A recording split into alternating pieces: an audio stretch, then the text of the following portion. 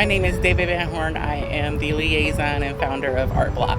I work in the St. Clair, Superior Ward 7, Ward 10 area of Cleveland, Ohio. Art Cart right now is my whole world. It's powered by me, and it's pretty much like right now it's a spring-summer program. So from spring until about September, I'm going like full force, full throttle with the Art Cart.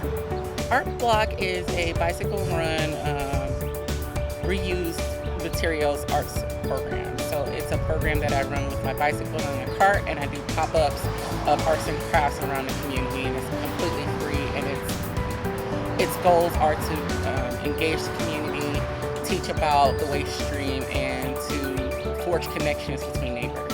So for free services, I have semi-permanent programming here at our plaza at 64th and St. Clair, 6321 St. Clair Avenue. And that is the second and fourth Sunday of each month at 3 p.m. And I also have fee-for-service, which is through my website, and I can be found on Instagram as well. So it's $100 for 2 hours of programming, which is amazing. And you get 2 tables, my canopy, and a ton of supplies and the know-how of a person. So you get this full package for a really great deal. I got the idea when I was working at Upcycle Art Shop, which is just down the street, and I was doing liaison work at Upcycle, and we wanted to do some forward-facing work. And so the idea started as an outreach program, and I loved it so much that when I left Upcycle, I started it as an individual venture, and now Upcycle is my partner. This is the second summer, so the first full year of programming on my own as Art Block. The Art Cart, I would say, when you walk up, it's sort of like a booth with all these fabulous things that are on the table. So it's lots of visual interest. So there's lots of paper, there's string, there's these offcuts, there's like paper clips, there's all these little bits and bobs on the table for you to play with. And then there's me, who has a bunch of things for you to play around with. So I'll be there to offer something for you to play with and say, you can have something that is made and I'll teach you, or you can play with the materials that are on the table. So you can either free craft, or you can make something that I have on store with me on the Art Cart. So there's about 6 or 7 crafts that you can diverse yourself in, or you can just play around with what I've got on the table. So the main thing is that I want to keep my carbon footprint really, really low, and also I have a disability, so I can't drive, and so those things sort of dovetail together. And biking is just one of those passions that I have, and bicycle safety is another passion that I have. And so I'm sort of living the dream and living my words of keeping the carbon footprint low and keeping things out of the waste stream by using a bicycle. I mostly get all of my art supplies from donations, and so the things that I get, I buy from Upcycle Art Shop, or people give to me.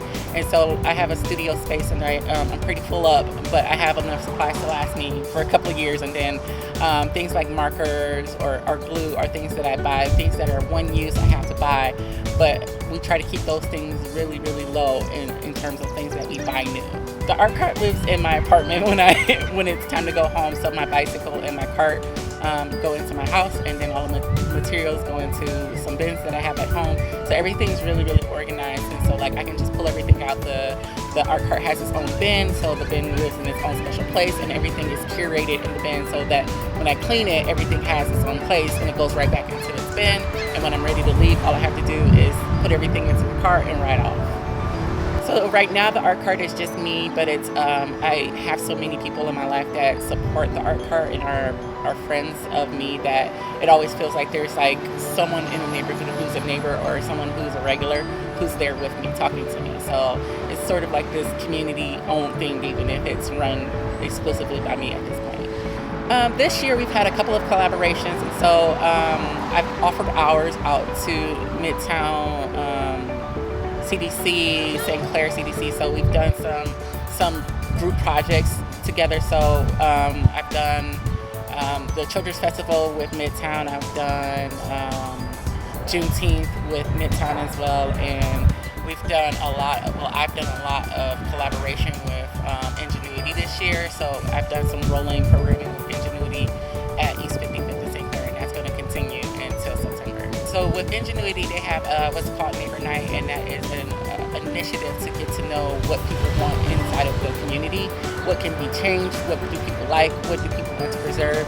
And so there are a lot of vendors who come to Neighbor Night, and there's lots of things to engage in, and they also have a board where you can put your feelings about what you would like to see inside of the community, and there's immediate change. So there's been paintings of board ups in the community immediately that night. There's been spoken word. There's been Zumba classes right there in the space, and so it's something where you can see immediate change and immediate action, and people can, contribute to the community and see those changes happen within a very short amount of time, and it's run by the community. So overall, people get really excited about the art cart, and at Neighbor Night, people are really excited when they come up to the art cart. And so at Neighbor Nights, people are usually like, what's this? And then when they get their hands into it, when they dig their hands in, they get really, really like engrossed in it, and they stay engrossed for a very long time. So it's not weird for somebody to sit down and say, okay, I'll just do one thing, and then they're there for 30, 40 minutes, and people just kind of like lose themselves, especially at Neighbor Night when there's lots of people around, the conversation begins to get flowing. My favorite thing is when I feel really like stressed or burnt out, or like I'm doing too much, and I have a programming day and I see people's faces light up. It just re-energizes me that much more. It makes me want to like stay and do it for that much longer. So like if I'm like having a bad day and it's a programming day, then I know that I'm going to be re-energized for another month just from seeing one person come to the art cart and really, really enjoy themselves. I think that people have a hard time talking about hard topics without something there to sort of break the tension. And having art be there and it not being so formal is really a good way to get people to just talk about normal everyday things. So there's not like this, I do talk about what's going on in the neighborhood, but that's not something that is the number one priority of the art cart. And so it's really just there for people to communicate with each other and to find a friend within the community. So since I live here in the community, people can get to know me as a neighbor. And so that communication really is the key versus like the making of it. So people sort of like begin to feel more relaxed when their hands are doing something. And so when they're making art and just talking about their daily life, or what TV shows they're watching, what projects are they working on, those are the connections that make them come back time and time again. And so then they can come back with a project they're making over and over and over again and say, oh my God, see, look what I made. And I'm like really excited for them. And then they find a community through those sorts of makers. I think big giant goals for me is to expand in the future. I'm looking for in the future to have a paid person on board with me to do, a second branch of the art cart. It would be great to have two bicycles doing it at the same time in the future. Maybe that's like a 5-year goal for me. And then I think I want this to stay a very grassroots program at heart, and I really think the heart and soul of it is to not be this big industry, but to be something that's local, something that's friendly.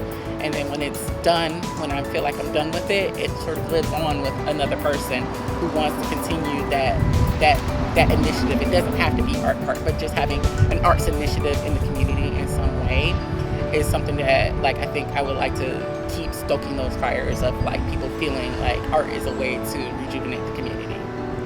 You can help by coming out to the art cart. I have a donations page if you go through my Instagram as well. So any donations that you make to the art cart go right back into the community, and it pays for the hours that I'm here, it pays for the supplies, it pays for all the back end work that I'm doing. So 1 hour of programming is 2 or 3 hours in the back end of making sure that there is some kind of programming, making sure that the materials are clean, making sure that everything is in order. I think being a good neighbor means being there in the community and making sure that your voice is heard. And if you happen to break bridges, trying to mend those bridges and respecting people's space. So I think that being a good neighbor sort of means taking care of the community. And if you don't feel that you're safe in your community, making sure that your voice is heard. And so even if you don't feel like you're doing anything for the community, just existing is enough for me to feel like you're a good neighbor, because you're still contributing in some way to the growth of any community just by being here, just by being yourself.